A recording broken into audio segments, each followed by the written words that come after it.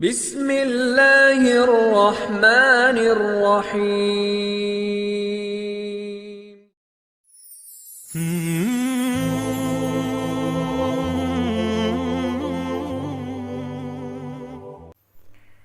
Bismillahirrahmanirrahim. Assalamualaikum warahmatullahi wabarakatuh. Segala puji dan syukur kita panjatkan pada Allah Subhanahu wa ta'ala. Alhamdulillah kita bisa berjumpa kembali di channel ini. Salawat dan salam selalu kita curahkan pada junjungan kita Nabi Muhammad sallallahu alaihi wasallam. Sahabat zona ngaji rahimakumullah, semoga kita semua selalu diberikan kesehatan, panjang umur, dan dilapangkan rezeki oleh Allah Subhanahu wa ta'ala. Amin ya rabbal alamin. Sahabat zona ngaji yang dirahmati oleh Allah Subhanahu wa ta'ala, menghitung nikmat yang telah Allah berikan kepada kita semuanya adalah sebuah keniscayaan, sebuah pekerjaan yang akan sulit, dan kita tidak akan sekali-kali bisa untuk menghitung nikmat Allah Subhanahu wa ta'ala yang banyak dan juga macam-macam. Ya. Makanya kata Allah Subhanahu wa ta'ala dalam surah An-Nahl ayat ke-18, "Wa in ta'uddu ni'matallahi la tuhsuha. Innallaha la'afuun. Innallaha laghafurur rahim."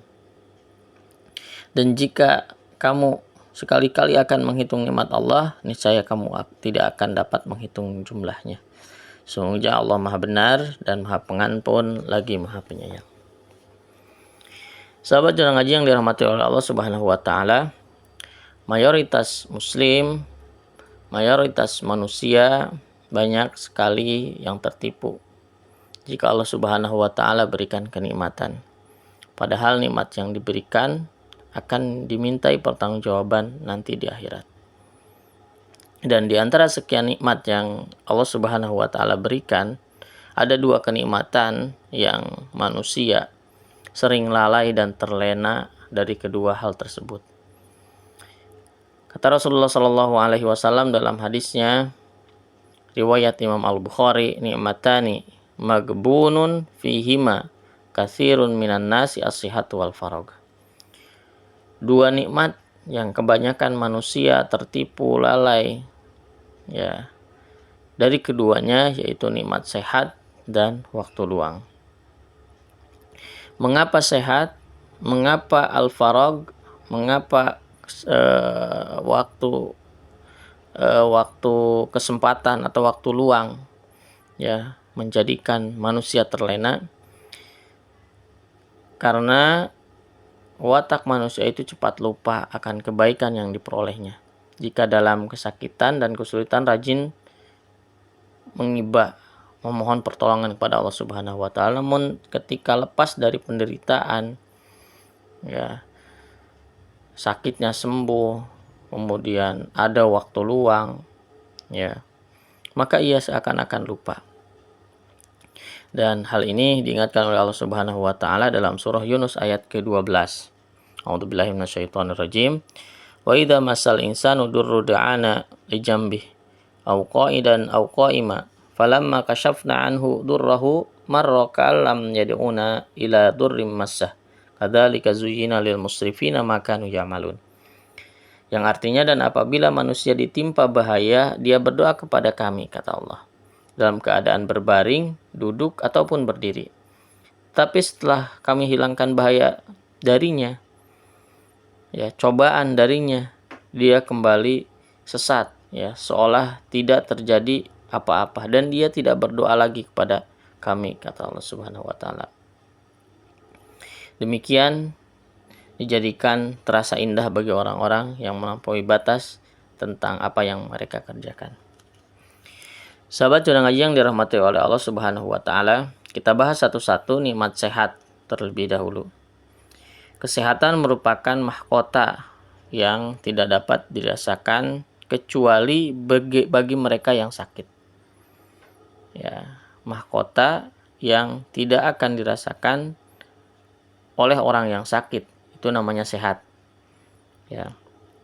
Dan dalam sebuah kitab yang bernama Hayatul Muhammad menjelaskan bahwa Rasulullah Shallallahu Alaihi Wasallam selama hidupnya itu senantiasa sehat kecuali pada dua hal.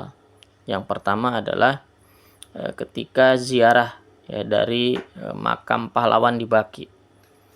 Ya, kemudian juga ketika Rasulullah Shallallahu Alaihi Wasallam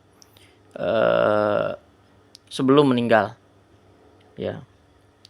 Dan kita harus meneladani benar-benar Rasulullah Shallallahu Alaihi Wasallam dalam menjaga kesehatan ini. Ya, Rasulullah contoh kita orang yang sehat, sakitnya dalam 63 tahun itu hanya 2 kali. Apa faktornya? Ternyata di balik kesehatan Rasulullah Shallallahu Alaihi Wasallam yang pertama adalah Rasulullah Shallallahu Alaihi Wasallam senantiasa bangun sebelum subuh, ya sebelum fajar, ya sebelum waktu fajar ya, waktu sholat subuh, ya sebelum adzan subuh, ya. Dan Rasulullah Shallallahu Alaihi Wasallam di waktu subuh tersebut, sepertiga malam tersebut, berdoa kepada Allah Subhanahu Wa Taala. Yang kedua adalah beliau selalu menjaga kebersihan. Sejak kecil Rasulullah Shallallahu Alaihi Wasallam sangat menyukai kebersihan, ya.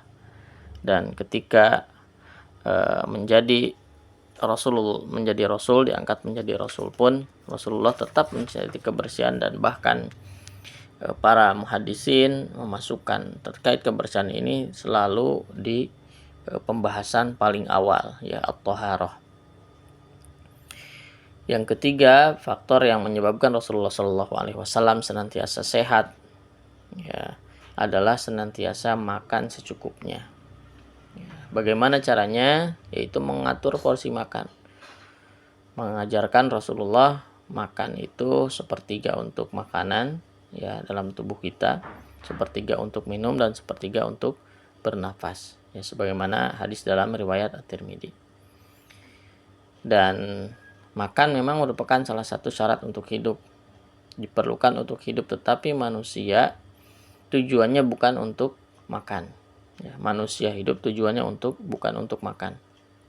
Dan ketika manusia yang tujuan hidupnya hanya untuk mencari makan, maka kalahlah dia dengan hewan. Nilai kemanusiaannya turun, ya, menjadi seperti hewan. Yang selanjutnya, yang keempat, ya, faktor yang terakhir, ya, yang menjadikan Rasulullah Shallallahu Alaihi Wasallam sehat, ya, selama hidupnya adalah ia senantiasa banyak berjalan kaki, berolahraga. Ya, kita lihat dalam berdakwah, ya, dari tempat lain ke tempat yang lainnya, Rasulullah Shallallahu Alaihi Wasallam senantiasa banyak berjalan kaki. Ya, kalaupun tidak berjalan kaki, ya naik kuda, begitu. Dan berkuda menjadi salah satu sunnah, ya, atau naik unta, ya. Dan itu akan menjadikan ketika berjalan kaki itu kita akan pernapasan kita akan lebih teratur, urat-urat akan tergerakkan, ya, paru-paru akan menjadi lebih kuat, aliran darah juga akan menjadi lancar. Makanya ada totok kaki gitu. Dan jalan kaki apalagi tidak pakai sendal begitu, tanpa alas kaki, itu akan bagus bagi kesehatan kita. Maka sahabat Sunnah Ngaji yang dirahmati oleh Allah Subhanahu Wa Taala, nikmat yang kedua, ya, yang sering dilupakan adalah kesempatan, ya. Waktu artinya, ya. Dan waktu ini adalah modal manusia. Ketika satu waktu terlewat, baik itu 1 detik, 1 menit, 1 jam, bahkan sehari, 1 bulan, itu tidak akan kembali lagi, ya. Dan berapa banyak, ya, waktu yang berlalu, mungkin termasuk diri kita, itu masuk ke dalam kesia-siaan. Kita banyak disibukkan dengan hal-hal keduniaan, lebih mencintai dunia, sedangkan waktu untuk beribadah kita kepada Allah Subhanahu Wa Taala sangat sedikit. Tinggal kita hitung saja berapa menit kita sholat, berapa menit kita dzikir, dibandingkan dengan hal-hal yang lainnya. Ya. Untuk itu, sahabat Cundang Haji yang dirahmati oleh Allah Subhanahu wa taala, ketika kita sudah mengetahui bahwasannya dua hal tersebut, nikmat sehat dan waktu luang itu sering dilalaikan ya oleh manusia, maka kita jangan sampai termasuk dalam golongan tersebut. Maka oleh karenanya ya, mari kita sama-sama memanfaatkan kesehatan kita sebelum datang sakit kita. Maka kita mari gunakan waktu kosong kita, waktu luang kita sebelum datang waktu sempit, waktu sibuk kita. Karena kita tidak tahu kapan waktu kita akan habis dan kapan waktu kita sibuk. Ya, kita tidak tahu. Ya. Mudah-mudahan bermanfaat. Aku qouli hadza wa astaghfirullahaladzim li wa lakum. Subhanakallahumma bihamdika asyhadu an la ilaha illa anta astaghfiruka wa atubu ilaik. Assalamualaikum warahmatullahi wabarakatuh.